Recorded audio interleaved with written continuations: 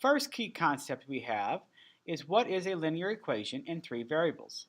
So a linear equation in three variables is an equation that contains the variables x, y, and z, and comes in the form of ax plus by plus cz equals d, where a, b, and z are all not all zero. So they could be one or two that's zero, but not all three of them can be zero. The following is an example of a system of three linear equations in three variables, and here we go. Now, you saw in the previous videos where I would be numbering these equations, and I'm going to do exactly the same thing. So this is equation 1, this is equation 2, and this is equation 3. Now, I do this for a very particular reason, and that's to keep my work nice and ordered. If I don't do that, this is going to start becoming very difficult, and I could make a mistake very easily. So I highly recommend keeping yourself very neat and organized now. Now, the solution to this system is going to be called an ordered triple, because now we're not finding pairs x, y, we're finding triples x, y, and z.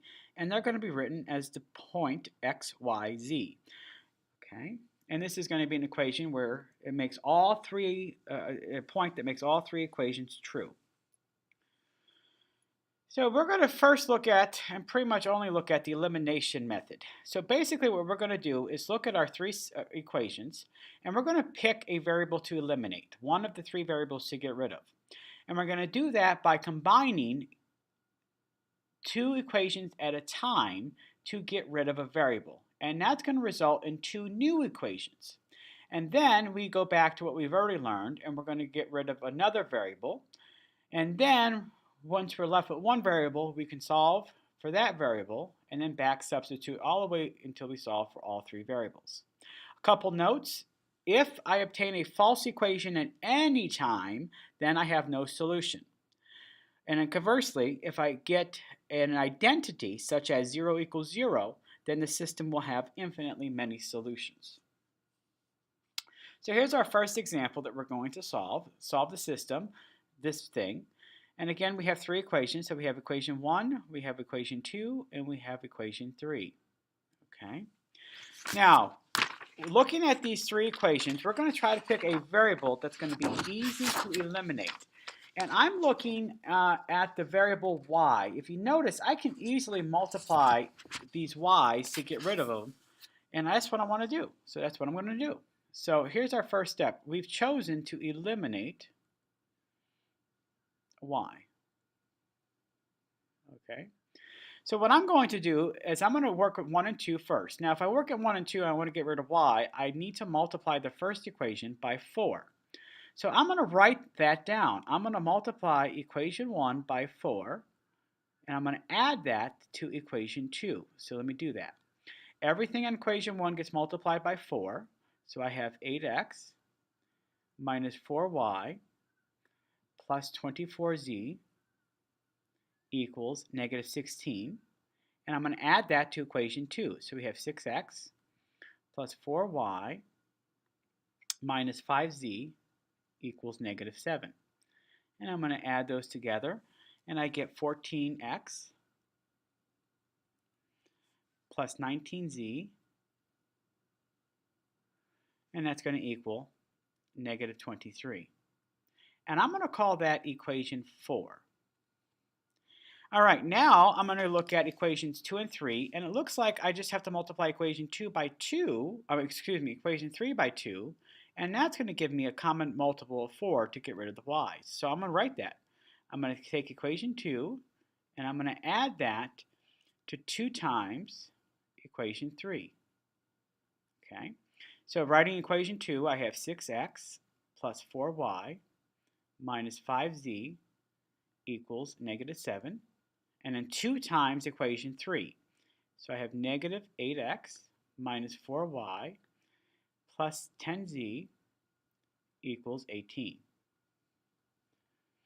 And then I go ahead and add those together, and I get negative 2x plus 5z equals 11. And I'm going to call that equation 5. All right, now I'm going to write equations 4 and 5 together. So here's equation 4. So I have 14x plus 19z and that's going to equal negative 23. And then equation 5, and that's going to give me negative 2x plus 5z equals 11. And now I want to pick another variable to get rid of. That's a 5z, by the way. Okay. And it looks like x's. If I multiply this equation by 7, I can get rid of my x's. Okay. So doing that, multiply by 7, I get negative 14x, and I get plus 35z, and that's going to equal 77. And I'm going to combine now 4 and my new equation here. And that's going to give me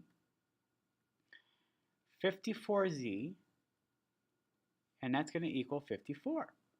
When I divide both sides by 54, I get z equals 1. Okay, now I take that and I plug it into one of my reworked equations, either equation 4 or equation 5. I'm going to choose to plug it in equation 5. So I have negative 2x plus 5 times 1, and that's going to equal 11. So negative 2x plus 5 equals 11. I subtract 5 from both sides. And I have negative 2x, and that's going to equal 6. Divide both by negative 2, and I have x equals negative 3.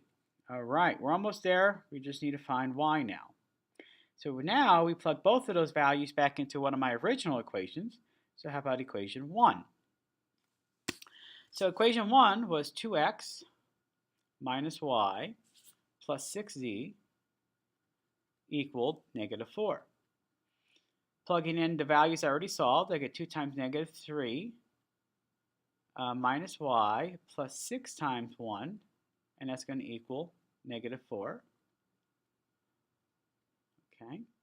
And then I get negative y is going to equal negative 4, so I get y equals 4. And there's my third variable. And then lastly, what I like to do is write this as an ordered triple. So my answer is negative 3, 4, 1. And there you go. All right, example number 2. Solve this system. All right, so again, try to be neat and organized as much as possible. So here's 1, here's 2, here's 3. All right, so let's, again, it looks like I can eliminate y relatively easy. Okay, so I'm going to do that. Look at this. If I just add 1 and 3 together, it's going to immediately eliminate y. I don't have to do anything. So I have x plus y minus z equals 2. That's equation 1. I have 2x minus y plus 4z equals 7. That's equation 3. I add these together. I get 3x. I get plus 3z, and that's going to equal 9. And that's going to be equation 4. All right. If I, looks like if I multiply equation 3 by 3, then I can add 2 and 3 together. Okay, so we have equation 2 plus 3 times equation 3. So equation 2 is 3x plus 3y minus 3z equals 8.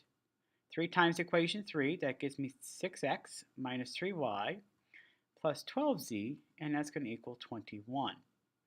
And I'm going to add those values together. So I get 9x plus 9z, and that's going to equal 29, and that's equation 5.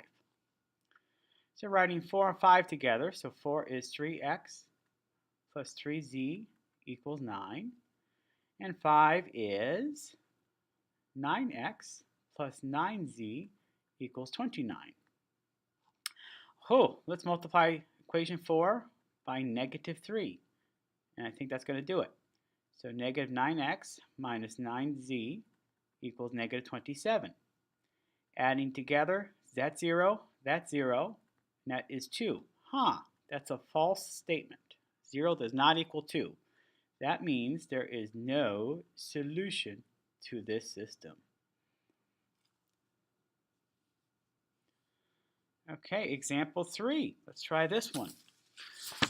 Well, looks like a pattern here, but if I get rid of y's, I think that's going to be relatively easy. So let's try that again. Again, let me use a different color. Here's equation 1, here's equation 2, here's equation 3. Look at this. if I just add 1 and 2 together, equation 1 plus equation 2, I have x plus y plus z equals 6. I have x minus y plus z equals 6. I add these together, I get 2x plus 2z equals 12, and that's equation 4. How about 2 and 3 now? That looks like it's going to get rid of y. So 2 plus 3, and that's going to give me x minus y plus z equals 6, and 4x plus y plus 4z equals 24. So I have 5x plus 5z, and that's going to equal, I believe, 30, and that's equation 5. And then, as usual, I like to put 4 and 5 together. So equation 4 is 2x plus 2z equals 12. And then equation 5 is 5x plus 5z equals 30. All right. Well, it looks like we're going to have a little bit of work to do here. Picking one of the variables to get rid of. So it looks like I'm going to have to multiply the top by, let's say, -5. That's going to work. And the bottom by 2. I think that's going to work. So my new equations are going to be, the top equation becomes -10x minus 10z equals -60. And the bottom equation becomes +10x plus 10z equals +60. I add, I get 0 equals 0. Huh, look at that. That's a true statement, which means we have infinitely many solutions.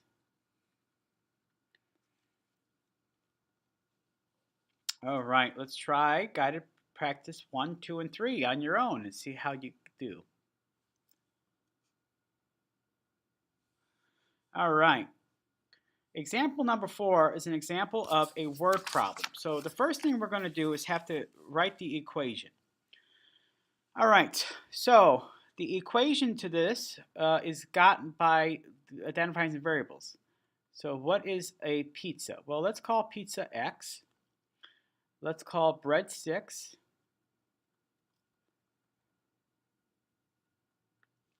Y. And let's call juice drinks Z. All right, so let's read this. 3 pizza slices, so 3x, and 4 breadsticks, 4y, and 2 juice drinks, 2z, equals $13.35.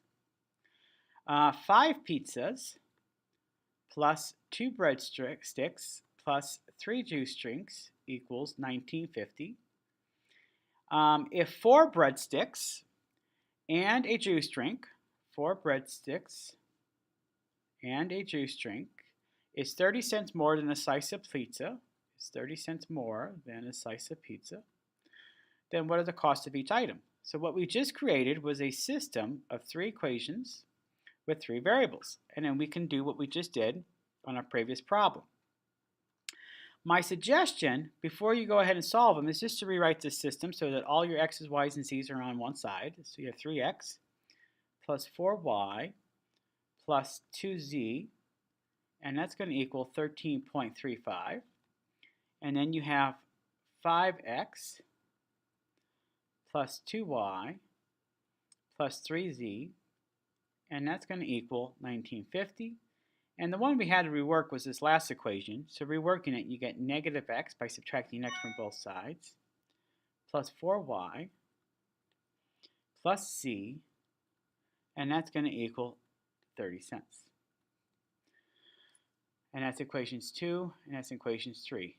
And I'm not going to waste too much time here. When you go ahead and do all the work here, you're very careful and you solve it, okay? And you want to check your answer. Your final answer should be as follows. You're going to get x equals $2.95, y equals 50 cents, and z equals $1.25. So you can go ahead